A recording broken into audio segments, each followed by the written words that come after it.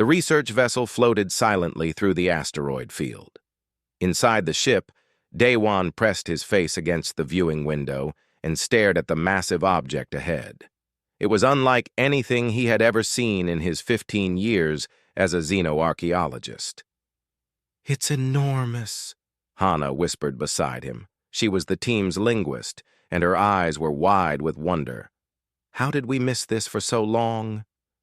The object was wedged between 3 large asteroids, as if it had been there for countless years. It was shaped like a giant blade, smooth and dark, stretching nearly 2 kilometers in length. No lights flickered on its surface. No signals came from it. It simply existed, silent and mysterious. Krelthar clicked his mandibles together in the way his insectoid species did when they were thinking. His 4 arms moved across the control panel, trying to get readings from the object. Nothing. My scanners show nothing. It is as if the ship does not want to be seen. "It's definitely a ship," Vorn said from his position near the weapons console. The reptilian alien's scales reflected the dim light of the cabin. His role as security chief made him cautious of everything. But whose ship? And why is it here? Daewon moved away from the window and joined Krelthar at the controls. He had studied ancient civilizations from 100 different worlds, but this was different. The ship's design was too perfect, too advanced.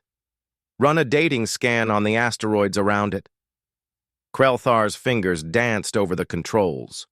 A moment later, he made a sound that resembled a gasp. The asteroid field formed around 50,000 years ago. If this ship was here when that happened, then it's older than any civilization we know, Hana finished. She pulled up her data pad and began scrolling through historical records. The oldest known spacefaring race only reached the stars 30,000 years ago.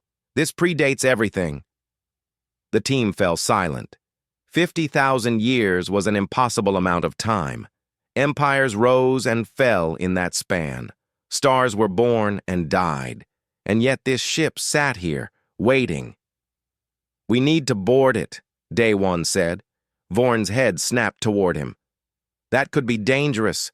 We know nothing about this vessel." "That's exactly why we need to board it," Daewon replied. "This could change everything we know about galactic history."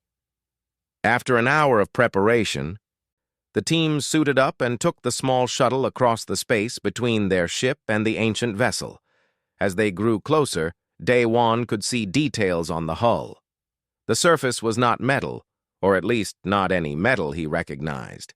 It seemed to absorb light rather than reflect it. They landed on what appeared to be a flat section near the ship's center. The shuttle's magnetic clamps secured them to the surface. Daewon was the first to step out onto the alien hull. "No airlocks visible," Krelthar observed, scanning the area with his equipment. "No doors, no hatches, no entry points at all." Hana walked along the surface, running her gloved hand over the smooth material. "It's seamless, like it was grown rather than built." For the next 2 hours, the team tried everything they could think of. Krelthar attempted to interface with the ship using every known frequency and protocol. Vorn even suggested using cutting tools, though the ship's hull proved impossible to damage. Nothing worked. The ancient vessel remained closed to them.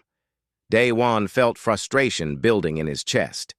They had come so far, discovered something incredible, and now they couldn't even get inside. He pulled off his helmet, breathing the recycled air from his suit's internal supply, and sat down on the hull. "This is pointless," he muttered in Korean, his native language. "We're never getting in." The moment the words left his mouth, something changed. The hull beneath him began to glow with a soft blue light. Lines appeared in the darkness, forming patterns that spread outward like veins of lightning. The team stepped back in shock as a section of the hull, large enough for 3 people to walk through side by side, simply dissolved into nothing. "What did you do?" Vorn demanded, his hand moving to his weapon. Daewon stared at the opening. I just spoke.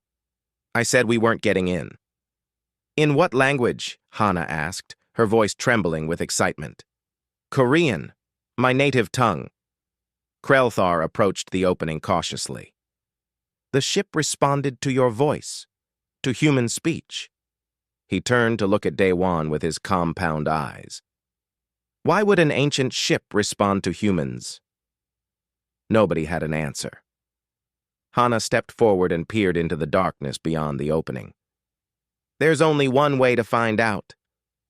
They entered slowly, weapons ready, lights attached to their suits cutting through the darkness. The moment all four of them crossed the threshold, the interior began to illuminate. Lights flickered to life along the walls and ceiling, revealing a corridor that stretched far into the distance. The walls were covered in symbols and markings. Hana immediately began photographing them with her equipment.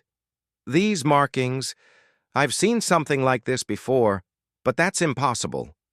What do you mean? Daewon asked. She zoomed in on one of the symbols with her camera.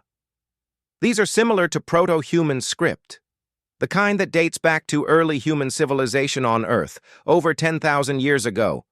But this ship is 50,000 years old. Humans weren't even spacefaring back then. We barely had fire. Vorn's scales rippled, a sign of agitation in his species. This makes no sense. Why would an ancient ship have human writing on it? The lights along the corridor began to pulse gently, as if encouraging them to move forward.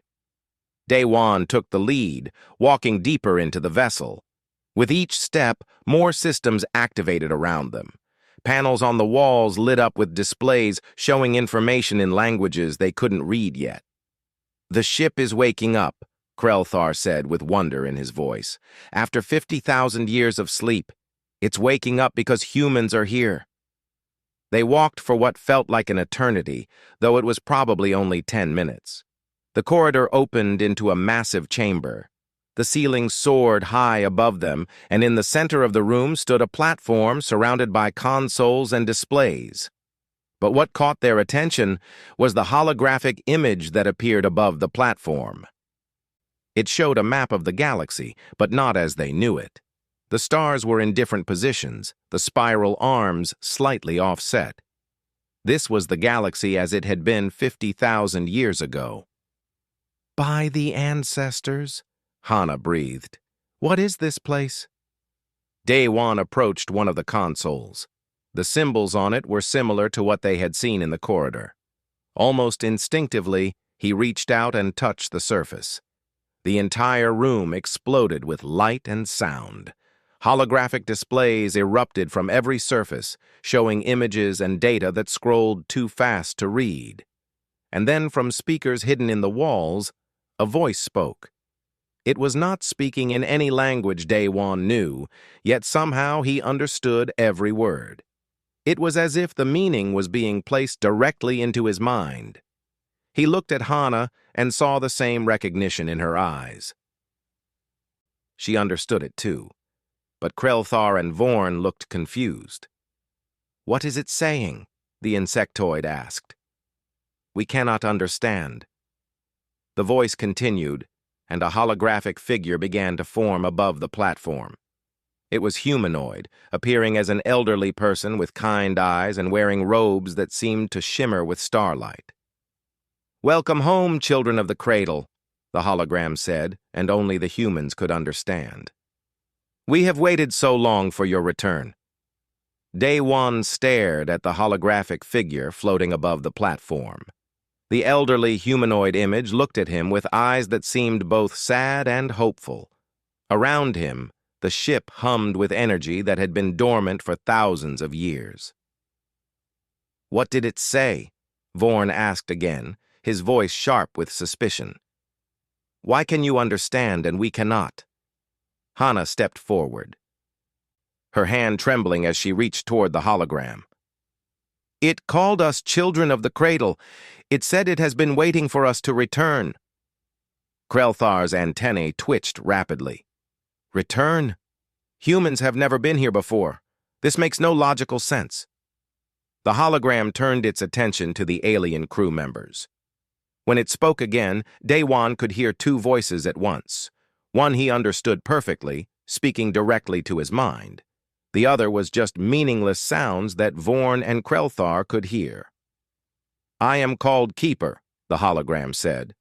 "I am the guardian of this vessel, and the knowledge it contains. I can only communicate fully with those who carry the genetic markers of the progenitors." "The progenitors?" Daewon asked. "Who are they?" Keeper's holographic form walked along the platform, moving as if it were truly alive rather than just light and energy. "That is what we called ourselves, what you might call the first humans." The words hit Daewon like a physical blow. Hana gasped beside him. Even Vorn and Krelthar seemed to sense that something important had been said, though they couldn't understand the words. "That's impossible," Hana said. "Humans evolved on Earth. We have fossil records, genetic evidence, everything that proves we came from Earth." Keeper nodded slowly. "You did evolve on Earth, but not naturally. You were placed there." Before anyone could respond, the hologram waved its hand. The displays around the room changed, showing images that made Daewon's breath catch in his throat. He saw Earth, but not the Earth he knew. This Earth was barren and empty, with no oceans, no forests, just rock and dust. 50,000 years ago, Earth was a dead world, Keeper explained. The progenitors found it and saw potential. It was far from the galactic core, isolated, perfect for what we needed. "What did you need?" Daewon asked. The images changed again. Now they showed vast fleets of ships traveling through space, worlds burning, stars going dark, and at the center of it all, a spreading darkness that seemed to consume everything it touched. "We were fleeing," Keeper said quietly. "Fleeing from something we called the Silence. It was eating the galaxy, destroying everything. We knew we could not fight it. So we ran."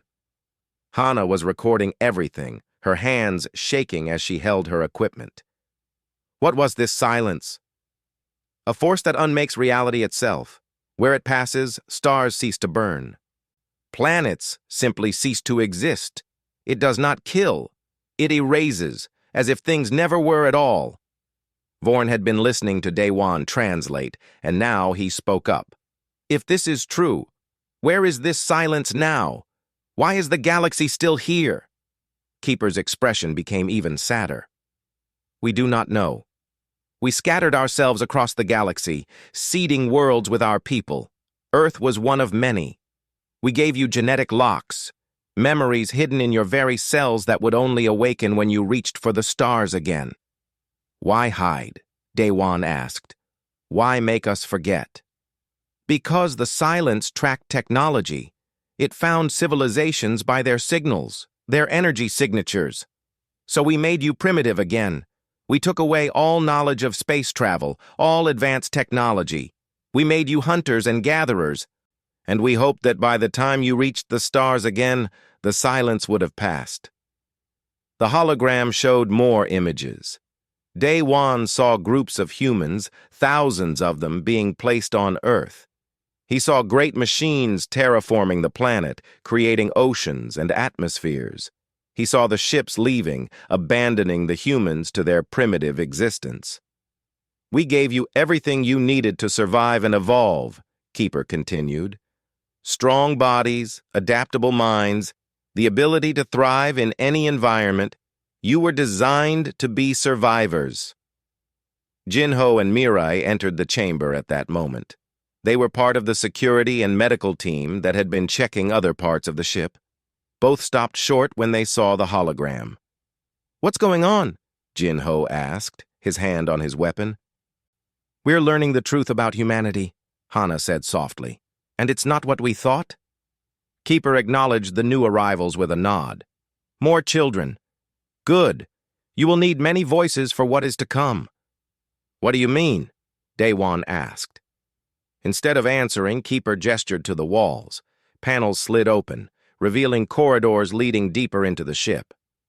This vessel contains armories with weapons beyond your current understanding, libraries with knowledge from 100 worlds, medical facilities that can cure any disease, and most important, the locations of other seed worlds. Other seed worlds? Mirai stepped forward, her medical mind immediately interested. You mean there are more humans out there? Scattered across the galaxy, Keeper confirmed. Some may have developed differently. Some may have achieved space travel earlier or later than Earth. But they are all children of the progenitors, all part of the same family. Krelthar had been trying to follow the conversation through Day One's translations. Now he spoke up, his voice uncertain. This changes everything. If humans are truly this old, if you possess this ancient technology, what does this mean for the rest of us? It was a fair question. The galaxy had many spacefaring species. Humans were relative newcomers, having only achieved faster-than-light travel in the last century. They had been the junior partners in galactic politics. But if this was true, if humans had this legacy... We don't want power over anyone, Day One said firmly, looking at his alien companions. This doesn't change who we are. Vorn's scales rippled. Doesn't it? Your people have access to 50,000-year-old technology. You have weapons, knowledge, perhaps even the locations of other human colonies that could unite under one banner. How can this not change things? Because we choose not to let it, Hana said. We came here as explorers, as archaeologists seeking knowledge. That hasn't changed. Keeper watched the exchange with interest. The children have grown wise. That is good. You will need wisdom for what comes next. The hologram's form flickered, and for a moment Day One thought it might disappear. But instead, it stabilized and moved to one of the displays. I must show you something. Something urgent. The display changed to show a view of space outside the ship. At first, Day One saw nothing unusual, just stars and asteroids. But then Keeper highlighted a section of space, enhancing the image. There was something there, a distortion like heat waves in the air, but in the vacuum of space. It was small now, barely visible, but it was growing. I detected this anomaly when you activated my systems, Keeper said. The energy signature matches records in my database. What is it? Jinho asked. Keeper turned to face them, and for the first time, Day One saw something like fear in the hologram's eyes. It is the silence, Keeper said. After 50,000 years, it has returned, and it knows we are here. The chamber fell silent except for the hum of the ship's systems. Day One felt his heart racing. Around him, he could see the same fear reflected in his companions' faces, human and alien alike. How long do we have? Mirai asked, her medical training making her focus on practical matters. Keeper studied the display. Based on its current speed and trajectory, it will reach this sector in approximately 72 hours. 3 days, Hana whispered. We have 3 days before that thing gets here. Vorn immediately moved to the communication panel on his suit. I need to warn the fleet. If this threat is real, we need to evacuate the entire sector. Evacuation won't help, Keeper said quietly. The silence does not chase. It simply expands. If it has returned, it will not stop until it has consumed everything, just as it tried to do 50,000 years ago. Day One looked at the ancient hologram. Then why did you hide us? Why scatter humanity if we couldn't stop this thing? Keeper's expression changed. It was subtle, but Day One saw something like hope appear in the hologram's eyes. Because we believed that given enough time, given the chance to evolve and adapt, you might discover what we could not, a way to fight back. The news spread through the galaxy like wildfire. Within hours of Vorn's transmission, every major government and military force knew about the silence. Panic followed quickly after. Day One stood in the ship's observation deck, watching as more vessels arrived in the sector. Warships, colony ships, research vessels, all coming to see the ancient ship and learn about the threat. Some came to help. Others came because they didn't trust the humans with the ancient technology. The Galactic Council is demanding access to Keeper and the ship's systems, Hana said, walking up beside him. She looked exhausted. Neither of them had slept since the discovery. They say this is too important to be controlled by one species. They're afraid, Daewon replied. Afraid of us. Afraid of the silence. Can't blame them, really. On the display screen, he could see the distortion growing. It was still far away, but it was definitely getting closer, and bigger. Much bigger than they had initially thought. Jinho entered the observation deck, followed by Mireille. The security officer looked grim. We've got a problem. 3 Narvox destroyers just took up position around the ship. They're saying they'll open fire if we don't grant them immediate access. The Narvox have always been aggressive, Mireille said. She had been studying the medical data Keeper had provided, and her eyes were red from staring at screens. But this is different. They're scared. Daewon turned away from the window. Where's Keeper now? In the archive chambers, Hana answered. He's been pulling up data about the silence, trying to find something useful. Apparently the progenitors studied it for decades before they fled.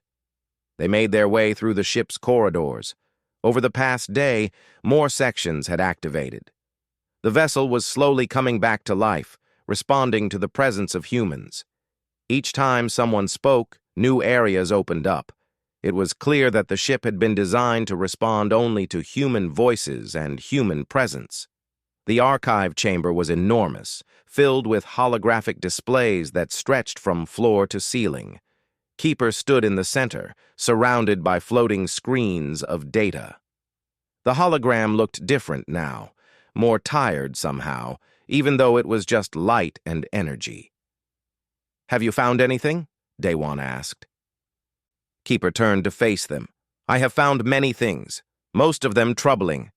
New displays appeared, showing detailed scans of the silence. Daewon could see it wasn't just a simple force. It was complex, almost alive in its behavior. It moved with purpose, spreading in specific patterns. The progenitors discovered that the silence is not natural, Keeper explained. It was created, a weapon from a war so ancient that even we could find no records of who made it or why. A weapon? Jinho asked. What kind of weapon destroys entire star systems? A weapon meant to end all conflict by ending all life, Keeper said. Whoever created it wanted to erase their enemies so completely that it would be as if they never existed. But the weapon could not be controlled. It continued to spread, consuming its creators and everything else. Hana was taking notes, frantically. How did it stop the first time? You said it was gone for 50,000 years. We do not know. The progenitors fled before they could learn why the silence retreated. Perhaps it consumed all available matter in certain regions and went dormant. Perhaps it simply moved to another galaxy. We could only guess. Mireille had been studying one of the displays that showed molecular structures. These readings are fascinating. The silence operates at a quantum level, literally unmaking the bonds that hold matter together. Correct, Keeper confirmed. Conventional weapons are useless against it. Energy shields, armor, even black holes cannot stop it. The silence exists partially outside normal space-time. It can move through any barrier. The room fell silent as they absorbed this information. Daewon felt a weight settling on his chest. How could they fight something that couldn't be touched? You said the progenitors thought we might find a way to stop it, he said to Keeper. What did they discover? There must be something. Keeper was quiet for a moment. Then the hologram moved to a new display. This one showed genetic information, DNA sequences that Daewon recognized as human. The progenitors discovered something unique about human biology, Keeper began. During their studies of the silence, They learned that it tracks living consciousness. It finds sentient beings and consumes them first, then moves to non-living matter. It hunts thinking beings, Jinho said. That's even worse. But there was an anomaly, Keeper continued. The progenitors found that human consciousness generates a specific quantum signature. It is unique among all known species, and during laboratory testing, this signature caused disruptions in the silence's structure. Daewon felt his heart rate increase. We can hurt it? Not individually. One human or even 1,000 would barely cause a ripple. But the progenitors theorized that if millions of humans focused their consciousness in harmony, if they could synchronize their quantum signatures, the combined effect might be powerful enough to repel the silence. Millions, Hana repeated. You're talking about coordinating millions of people across light years of space. Keeper nodded. It would require this ship. The vessel was designed as more than just a transport. It is a consciousness amplifier. With enough humans channeling their awareness through the ship's systems, you could create a wave that would push the silence back. Mireille looked up from her medical scanner. But what would it cost? Channeling consciousness through technology sounds dangerous. It is, Keeper admitted. The progenitors never tested it at full scale. Their simulations showed that the process would burn out the life force of those directly connected to the amplification systems. The people generating the initial signal would die. The weight in Daewon's chest grew heavier. Of course, there was a price. There was always a price for miracles. How many would we need to sacrifice? He asked quietly. In the simulations, between 100 and 500 humans, depending on the strength of their consciousness and their connection to the ship. They would need to maintain the signal long enough for the amplification to reach across the galaxy and synchronize with other humans. Jinho paced back and forth, his hands clenched into fists. So our choice is to let everyone die, or to sacrifice a few hundred people to save the galaxy. There might be another way, Keeper said, but it is even more dangerous and untested. Tell us, Daewon demanded. The hologram brought up new data. If we could distribute the burden across more people, if instead of a few hundred generating the full signal, we used millions generating a smaller portion each, the death toll might be 0. The strain would be shared, weakening everyone temporarily, but killing no one. That sounds better, Hana said. Why is it more dangerous? Because it requires awakening the genetic memory in every human everywhere. The locks that the progenitors placed in your DNA would need to be released simultaneously. This has never been done before. We don't know what it might do to human consciousness. But it might save everyone, Mirai said, both from the silence and from having to sacrifice hundreds of people. Keeper's holographic form flickered. There is also the matter of time. The genetic awakening would take hours to spread across human space. We would need to keep the silence at bay long enough for the process to complete. That would require the initial sacrifice. Daewon felt sick. Either way, people would die. The only question was how many. We need to inform the Galactic Council, Vorn said, entering the chamber with Krell-Thar. The two aliens had been coordinating with the ships outside. They have a right to know what you've learned. Agreed, Daewon said. But we also need to be careful. Some species might see this as humans claiming authority over the entire galaxy. Krell-Thar's mandibles clicked thoughtfully. They will. Already there is talk among the non-human ships. Some say this is a human problem, and humans should solve it alone. Others fear that if humans gain this power, they will dominate galactic politics. Politics? Jinho spat. The galaxy is ending and they're worried about politics. Fear makes people irrational, Mirai said softly. They don't understand what's happening, and humans suddenly having access to this ancient power frightens them. Daewon looked at Keeper. Can the ship defend itself? If someone decides to attack us? Yes. The weapons systems are online, but using them would only confirm everyone's fears about human aggression. It was a trap.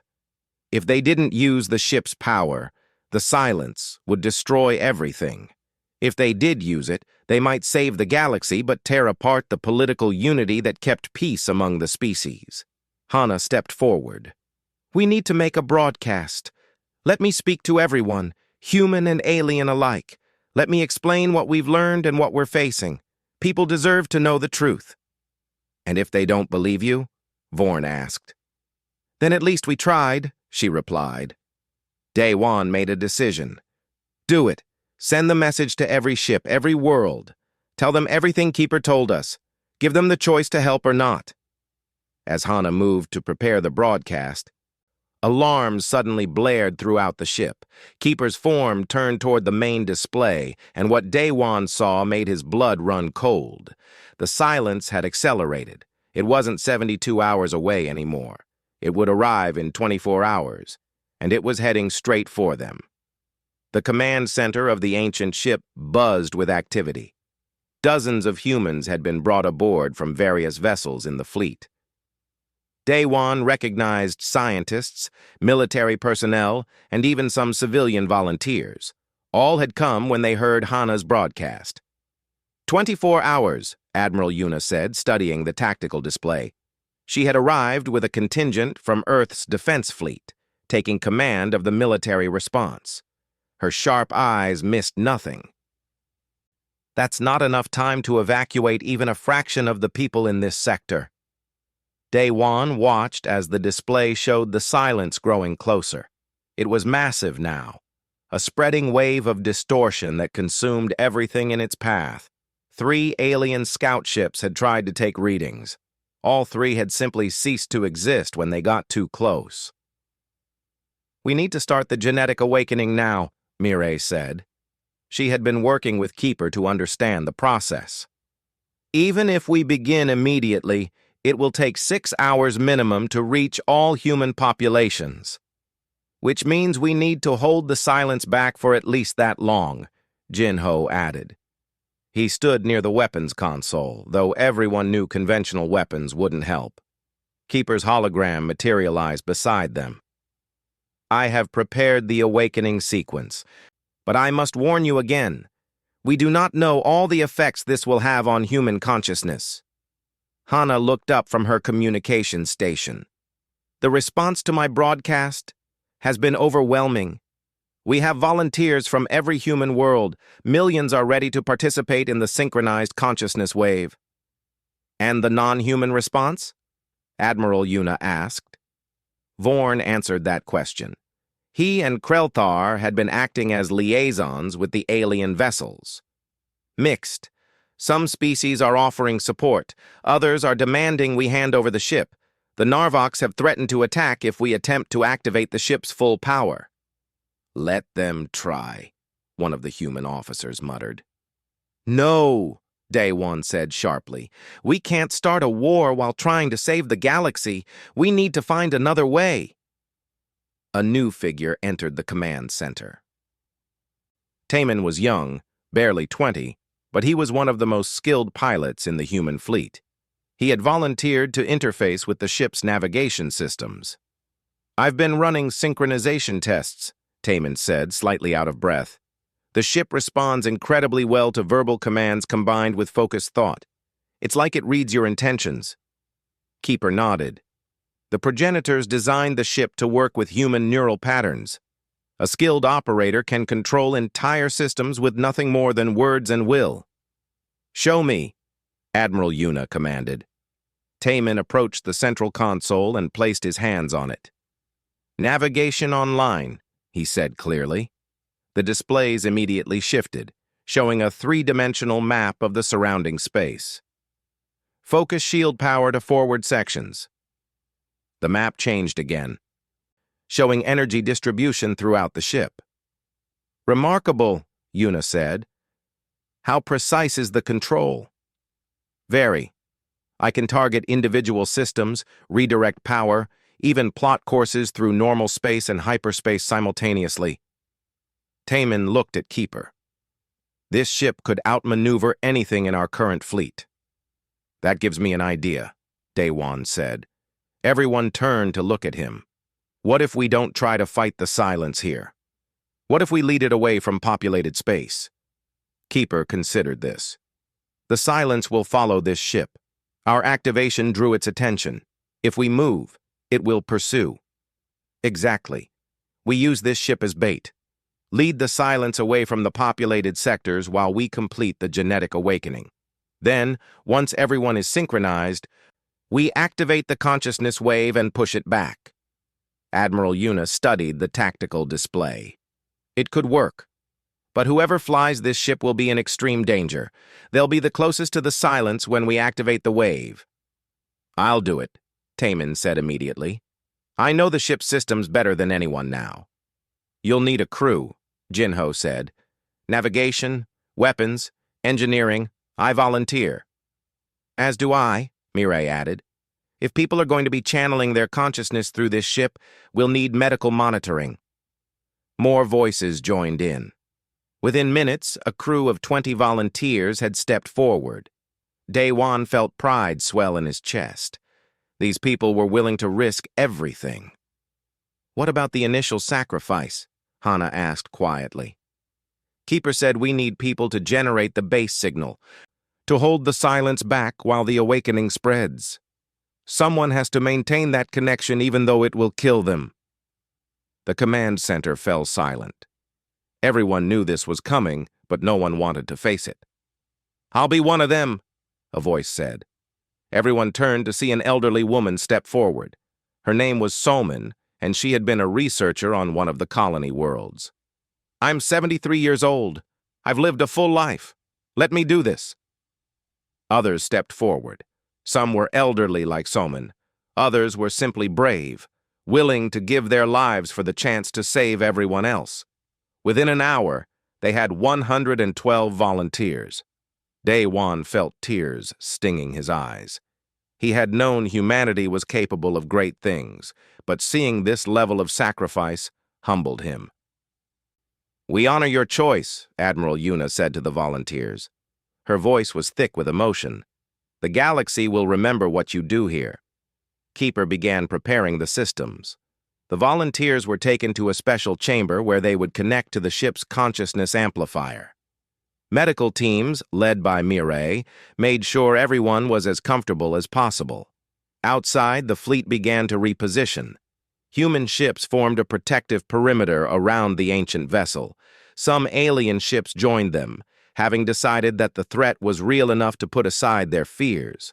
Others retreated to safer distances, watching and waiting. The silence was now visible on standard displays, a dark wave that seemed to drink in light itself. It was beautiful and terrifying at the same time. All volunteers are in position, Mireille reported from the chamber. They're ready when you are. Begin the genetic awakening sequence, Admiral Yuna ordered. Keeper's hologram brightened. The ship's systems hummed with power. Across human space, from Earth to the furthest colonies, every human felt a sudden warmth in their chest. Genetic memories, locked away for 50,000 years, began to surface. Daewon gasped as images flooded his mind. He saw the progenitors in their final days, preparing the seed ships. He felt their sorrow at having to abandon their technology, their fear of the silence, and their hope that their children would someday be strong enough to survive. Around him, other humans were experiencing the same thing. Some cried, others stood in stunned silence. The awakening was happening.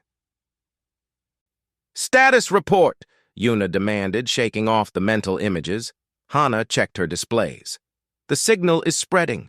We're reaching human populations across 12 sectors, but it's slow. We need more time. Then we buy them time, Taemin said. He moved to the pilot station. Keeper, transfer navigation control to me. Full power to engines and shields. Confirmed, Keeper replied. Be advised, the silence is less than 1 hour away. Everyone not essential to ship operations. Evacuate to the support vessels, Admiral Yuna commanded. This is going to get rough. Most of the crew began filing out, but Daewon stayed. "I'm not leaving." "Neither am I," Hana said. Vorn and Krelthar exchanged glances. Then the reptilian security chief spoke. "We've come this far together. We'll see it through." The last of the non-essential personnel evacuated. The ancient ship detached from the asteroids where it had rested for 50 millennia. Taemin's hands moved across the controls as he spoke commands, and the massive vessel began to move. "Course plotted," he said, "taking us on a vector away from all inhabited systems. The silence should follow." The ship accelerated, moving with grace that belied its enormous size. Behind them, the silence shifted its trajectory, following exactly as Daewon had predicted. In the special chamber, the 112 volunteers began their work. Their consciousness merged with the ship's systems, creating a field of energy that pushed back against the silence's approach. It wasn't much, but it slowed the advancing wave. "They're doing it," Mireille reported, though her voice cracked. "But the strain is incredible. Their life signs are dropping." Daewon forced himself to watch the medical displays. These people were dying to give the galaxy a chance. The least he could do was bear witness to their sacrifice. The chase began. For hours, the ancient ship raced through space, staying just ahead of the silence. The wave pursued relentlessly, never tiring, never slowing. The volunteers in the chamber maintained their field, burning their lives away minute by minute. "Genetic awakening is at 60% coverage," Hana announced. "We need another 3 hours." "We don't have 3 hours," Mireille said, her voice breaking. "The volunteers, most of them won't last another hour." Taemin gripped the controls tighter. "Then we'll have to find another way to slow it down." "There is no other way," Keeper said softly. But Daewon was staring at the tactical display, an idea forming in his mind. A desperate, dangerous idea. "Yes, there is," he said. "We give it more targets, more human consciousness to chase." "What are you suggesting?" Admiral Yuna asked. Daewon took a deep breath. "Everyone on this ship, all of us, we connect to the consciousness field. We add our strength to the volunteers, help them maintain the barrier." "That could kill you too," Keeper warned. "Maybe, but it might buy enough time." Around him, he saw nods of agreement. Jinho, Hana, even Vorn and Krelthar, who couldn't contribute directly but supported the decision. "Do it," Admiral Yuna commanded, and so they did. Daewon felt the connection the moment he placed his hands on the console. It was like touching lightning, but instead of pain, he felt awareness expanding beyond his body. He could sense the others connected to the ship. He felt their fear, their determination, and their hope. The 112 volunteers were burning bright, their consciousness blazing like stars as they held back the silence. But they were fading fast, guttering like candles in the wind. Daewon pushed his own awareness toward them, adding his strength to theirs. Around the command center, everyone who could connect did. Hana gasped as the link formed. Jinho gritted his teeth. Even Taemin, who needed to maintain control of the ship, joined the network while keeping part of his mind on navigation. "It's working," Mireille said, though her voice sounded distant. "The barrier is stabilizing, but we can't hold this forever." Daewon could feel the silence now, pressing against their consciousness field. It was cold, so cold. Not the cold of ice or space, but the cold of absolute nothing. It wanted to unmake them, to erase them from existence, but they pushed back. Dozens of minds linked together, supporting the dying volunteers, buying precious time. "Genetic awakening at 75%, Hana reported. Her eyes were closed, but somehow she could still read the data through her connection to the ship. "We're reaching the outer colonies now." Across human space, billions of people felt the awakening complete. Genetic memories fully surfaced, bringing with them knowledge and understanding. They learned about the progenitors, about the silence, and about what was needed from them. and they responded. A miner on a distant asteroid colony stopped his work and spoke aloud, adding his voice to the growing chorus. A teacher on a colony world gathered her students, and together they focused their consciousness. Soldiers, scientists, farmers, artists, children, and elderly, all of them felt the call and answered. "The synchronization is beginning," Keeper said. The hologram had joined the consciousness network too, its ancient artificial mind adding stability to the field. Millions of humans are aligning their quantum signatures. Daewon felt it. Like individual instruments in an orchestra, each human consciousness began to harmonize with the others. They were creating something beautiful, something powerful, but the silence was close now. So close that Daewon could see it through the ship's sensors. It was a wall of unreality, consuming space itself. Several of the volunteers had died already, their lights going out one by one. The others were weakening rapidly.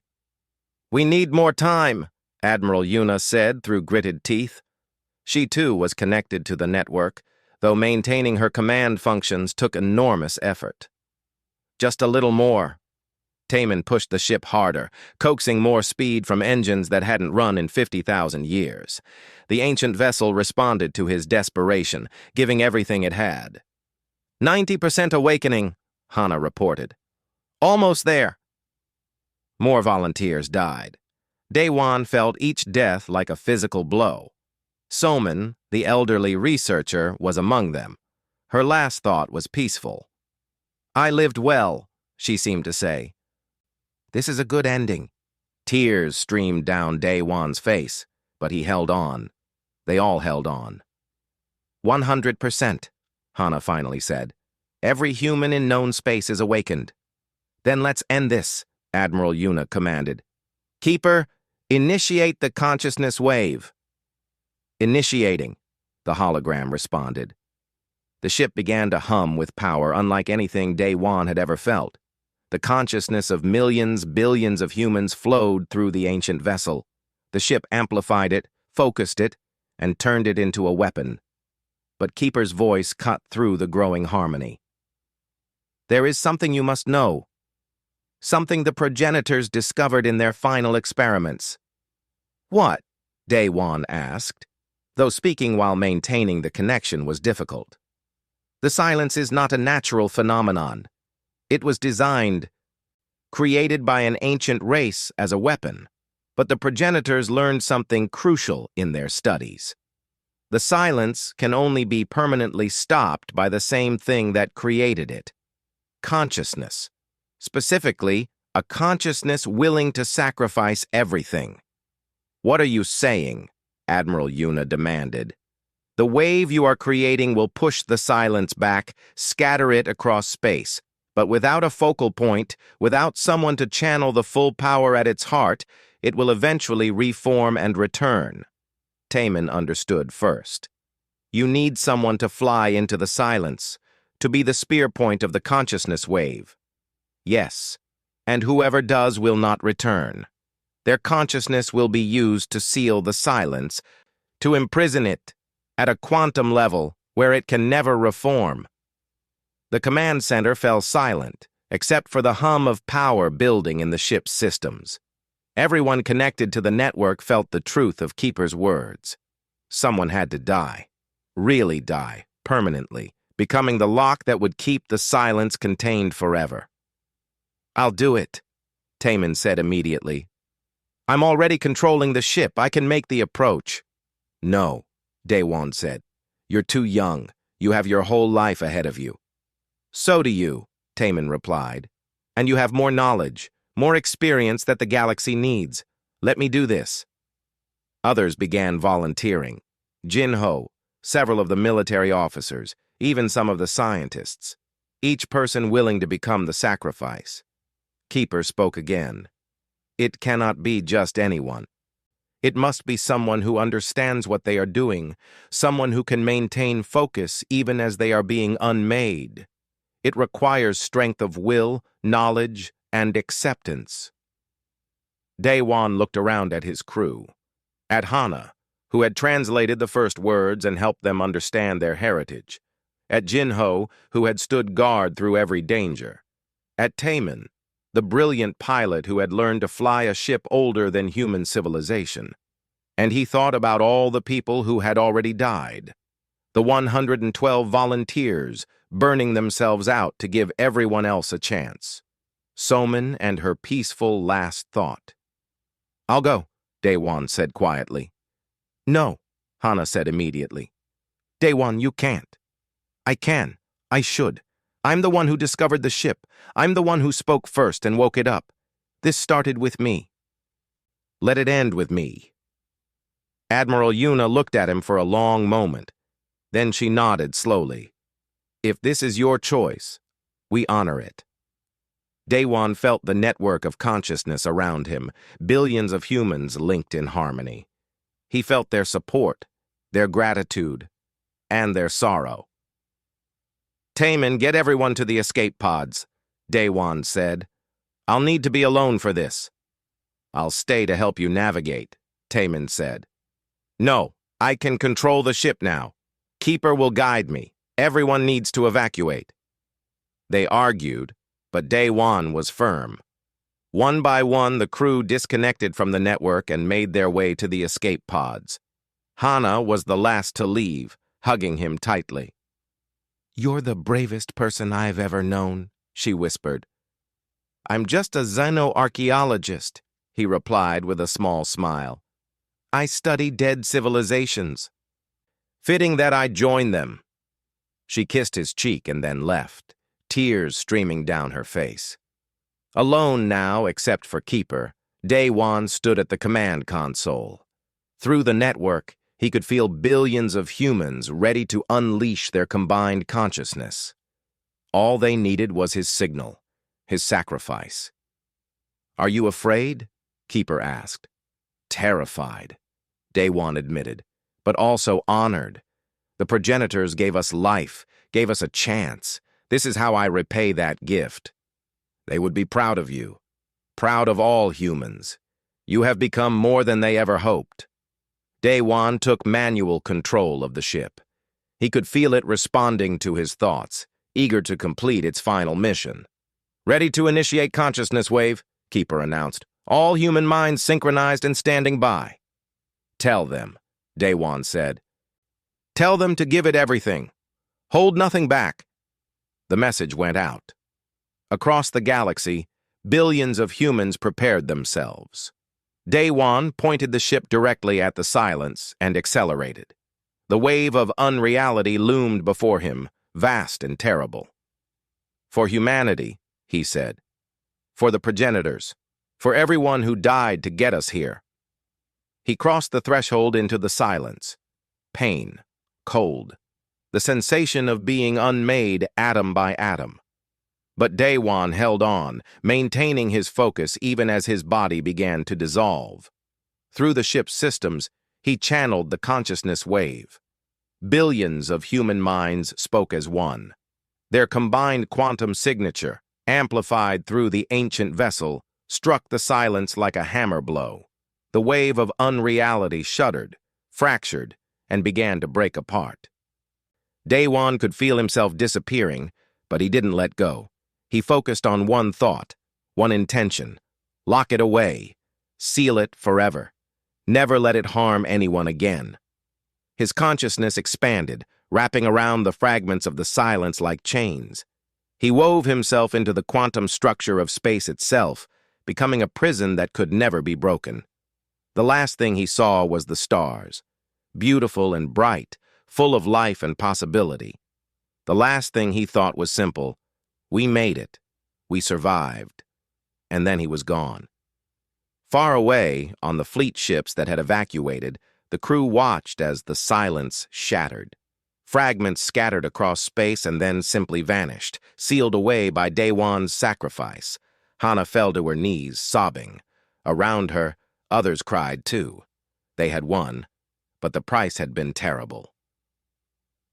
Keeper's hologram appeared on their communication screens. "He did it. Daewon has sealed the silence. It will never threaten the galaxy again." "At what cost?" Jinho asked, his voice breaking. At the cost of one life to save trillions, he knew what he was doing. He accepted it willingly. Admiral Yuna wiped her eyes and straightened her uniform. He will be remembered. We'll make sure every human, every alien, every child born from now until the end of time knows what Daewon did. Across the galaxy, humans began to wake from the consciousness wave. They felt confused, exhausted, but alive. And they all carried one memory that wasn't their own. The image of a man flying into darkness to save them all. The ancient ship, damaged but intact, was towed back to the fleet. Keeper remained active, agreeing to share the progenitor's knowledge with humanity. But the hologram seemed sadder now, as if losing Daewon had affected even an artificial intelligence. In the weeks that followed, humanity emerged from the crisis changed. The genetic awakening had given them knowledge, but it had also given them perspective. They understood their place in the universe now, understood the responsibility that came with their heritage, and they chose to use that knowledge wisely. The Galactic Council, seeing how humans had sacrificed to save everyone, granted them full membership and recognition. Some species remained wary, but most acknowledged that humanity had proven themselves worthy of trust. Hana took over Daewon's work, leading expeditions to find the other seeded human worlds. Some were found thriving, others struggling, but all were welcomed into the greater human family. Taemin became the first captain of the Awakening, as the ancient ship was now called. He trained new pilots in the art of interfacing with progenitor technology, always making sure they understood the weight of that responsibility. Jinho established a memorial station at the site where the silence had been sealed. It became a place of pilgrimage, where people came to remember those who had died and to reflect on the fragility of life. Admiral Yuna worked to integrate progenitor technology into human society, but slowly and carefully, always mindful of the dangers of moving too fast. And every year, on the anniversary of the battle, humans across the galaxy observed a moment of silence. They spoke Daewon's name and the names of all who had sacrificed themselves. They remembered that survival sometimes required the greatest gift anyone could give, their own life. The progenitor's final message, discovered in Keeper's database, was shared with all humans. We gave you the stars. Now make them sing. And humanity did. They explored, they learned, they built and created. They made mistakes and corrected them. They reached out to other species with open hands rather than closed fists. They made the stars sing with the sound of life, of hope, of the endless potential of beings who had been given a second chance and chosen to use it well. Daewon's sacrifice had not been in vain. Humanity had survived, and in surviving, they had become worthy of the legacy left to them 50,000 years ago.